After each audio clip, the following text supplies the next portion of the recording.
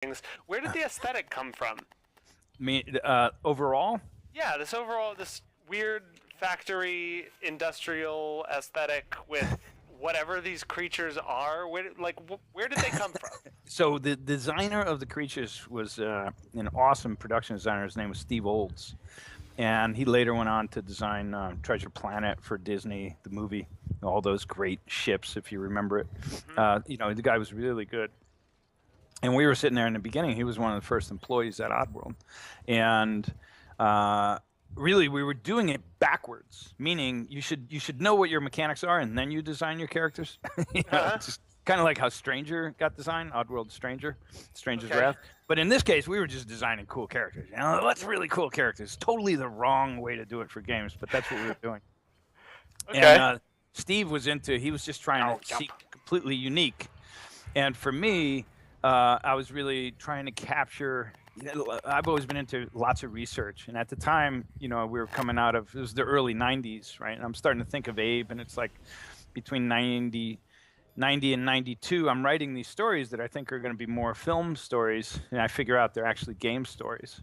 And they were inspired from what I was learning about with third world, the dark side of globalization, third world labor and exploited slave labor. Like today, just little trivia information, like there's more slaves living on the planet today than there has been throughout human history, right? Like those are just little tidbits that no one bothers reporting that well, right?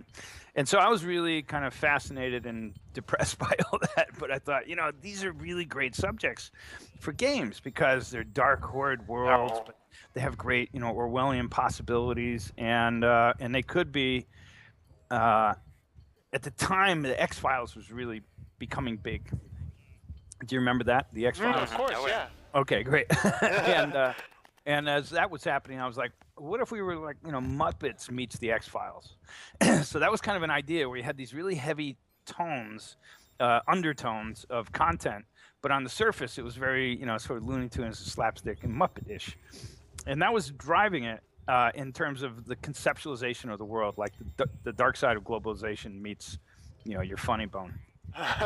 And but then aesthetically, I was looking at we got to remember, like, we're really going back in time here, which is kind of amazing. We're talking about the 90s, but at the time, comic books were still being largely colored through a four-color printing process, like a dot matrix printing process. Oh yeah, four-color colors. And then digital inking started in it, and I really saw it starting with Image Comics, and Spawn was, McFarlane was starting to do this digital cell shading, and it was really beautiful. And that was interesting because comic books were suddenly, American comics were becoming a little more colored, because before that they were always very muted. It was kind of like cheap print paper, and the way that they were basically inked and reproduced.